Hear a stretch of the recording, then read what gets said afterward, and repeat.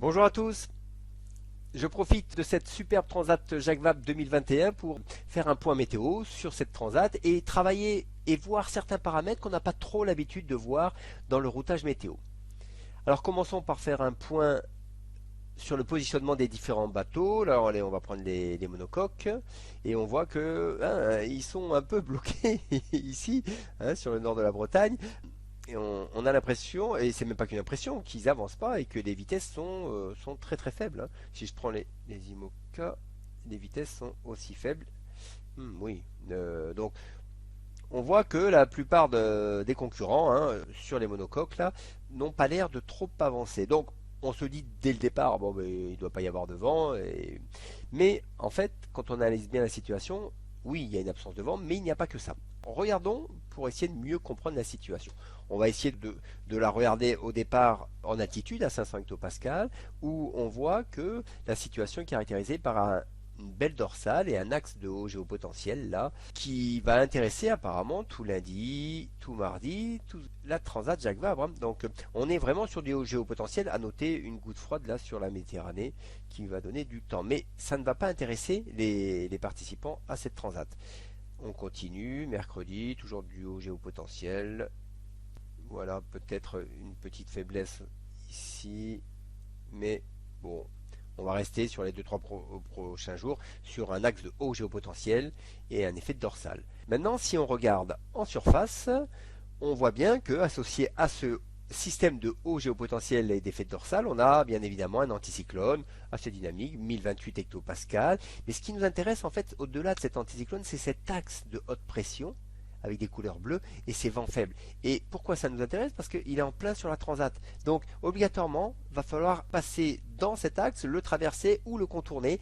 Et c'est ce qui va faire toute la différence des 2 ou 3 prochains jours de course. Donc là, on voit bien que si j'anime, l'axe de haute pression ne bouge pas et ces vents faibles ne bougent pas, quoi. Maintenant, on est sur un modèle européen. Bien sûr que on peut le comparer avec un modèle américain, GFS, qui lui donne quasiment la même chose. Avec en Europe, le modèle allemand donne quasiment. On voit bien que.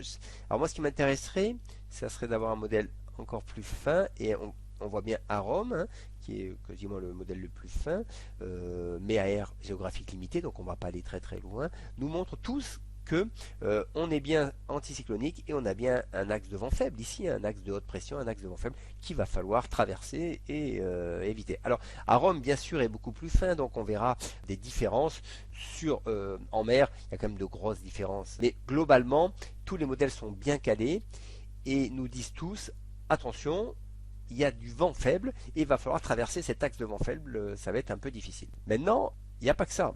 Il y a un autre paramètre qu'il faut prendre en compte et ce sont les courants.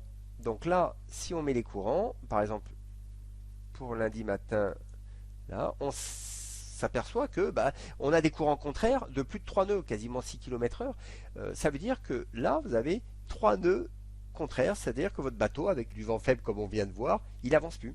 Il avance plus. Pire, là, sur 3 nœuds, il peut même peut-être reculer.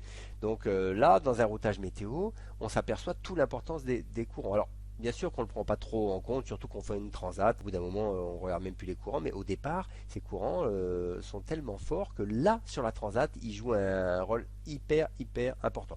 Bon, après, ça s'est un petit peu amélioré, ça repart en courant là, contraire, un petit peu moins fort ce soir, et après, ça va s'améliorer. Voilà.